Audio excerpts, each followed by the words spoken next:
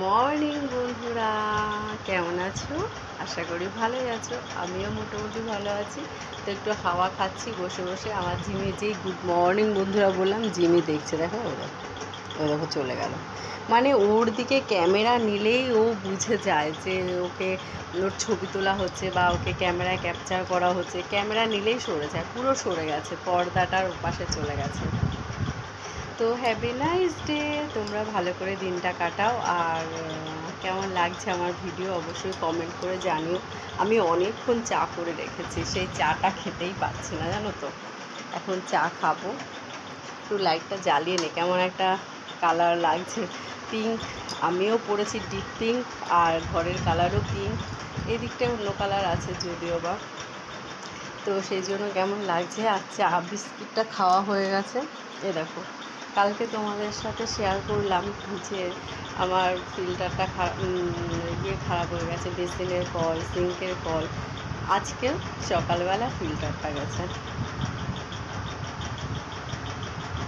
দেখছি ফিল্টার থেকে একদম যেটা দিয়ে নোংরা জল পাস হয় আর কি, বাজে জল, ওয়েস্ট জল, সেটা একদম অল্প অল্প করে পড়ছে। জানি না কতক্ষণে ফিল্টার থেকে জল পাবো। আর এই অবস্থায় জল খাওয়াটাও ঠিক কিনা। কালকে লাইভ করেছিলাম বহু বহু বছর পর, মনে হচ্ছে এক যুগ পর কালকে লাইভ করেছিলাম মৌপ্রিয়া হালদার যে পেজটা, সেই পেজটাতে। তো তোমরা হচ্ছে গিয়ে আসোনি, তেমন একটা কেউ আসোনি, সেই জন্য বেশিক্ষণ করিনি, 20 মিনিট করেছিলাম। তো তোমাদের কি চা, আজকে একটু তাড়াতাড়ি চা খাচ্ছি কিন্তু 11টার আগে। এখন 11:15 বাজে ঘড়িতে। জানি না ভিডিওটা দিতে দিতে কটা বাজবে। আজকে কার বাড়িতে কী ব্রেকফাস্ট হয়েছে বলো? আমার বাড়িতে আজকে ব্রেকফাস্ট বানিয়েছি ডিমের অমলেট আর আলুর সবজি আর রুটি। আজকে পরোটা করলাম না, আজকে ওয়েদারটা ভালো ছিল, ভেবেছিলাম পরোটা করবো, কিন্তু করলাম না। কেন জানো তো?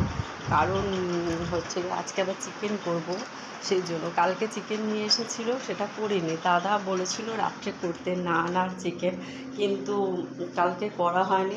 আবার রাতে মানে দুপুরে খাওয়ার পরে, কালকে যেহেতু লোটে মাছ করেছিলাম, সেই জন্য দাদা কি কানটা চুলকাচ্ছে গো। লোটে দেখবে ফিল্টার থেকে কেমন হালকা জল পড়ছে, আস্তে আস্তে জল পড়ছে। আর এইটা থেকে, এই কলটা থেকে একদম কম জল পড়ছে, যেটা দিয়ে আমি তো সব কিছু করি, মানে রান্না বান্না সব করি ওয়াটার ফিল্টারের জল দিয়ে, বুঝেছো? তো আজকে দাদা এই আমগুলো এনেছে, চলো আমগুলো একটু প্লাস্টিক থেকে বার করে নিই। অনেকগুলো আম এনেছে। এই মা, এই আমটা দেখো পুরো নরম। দাদা কী বলো তো, ধরে আনে না, এটাই হচ্ছে দাদার প্রবলেম। আম কখনো প্লাস্টিকের সাথে আটকে গেছে। আমের একটা আঠা আছে না, সে আমটা আপাতত টেবিলে থাক। এই যে কটা নিয়ে এসছে, কারণ আমাদের তো বাজারের পাশে বাড়ি, আর প্রতিদিন দাদা বাজারে যায়। তো সেই কারণে দাদাকে বলেছে যে কম করে আনবে, বুঝেছো? কেন বলো তো কম করে আনতে বললাম? কারণ একটাই, যে বেশি করে এনে কী লাভ, নষ্ট করে। এরকম পাকা দাদা ধরে দেখে না, আর দোকানদাররা যা পারে তাই দিয়ে চলে আসে। দাদা খুব ব্যস্ত থাকে, তো দাদা প্রথমে সকালে অফিস যেতে হয়, তারপরে আবার লাইট অফ করে রান্নাঘর থেকে চলে আসেই হয়, তারপরে বিকেলে দোকানে যেতে হয়। দাদা অল টাইমই ব্যস্ত। তো চলো আজকের মতো এখানেই টাটা। সবাই ভালো থেকো, সাবধানে থেকো, আর অবশ্যই আমার ভিডিও দেবো। তোমাদের সবাইকে অনেক ভালোবাসা।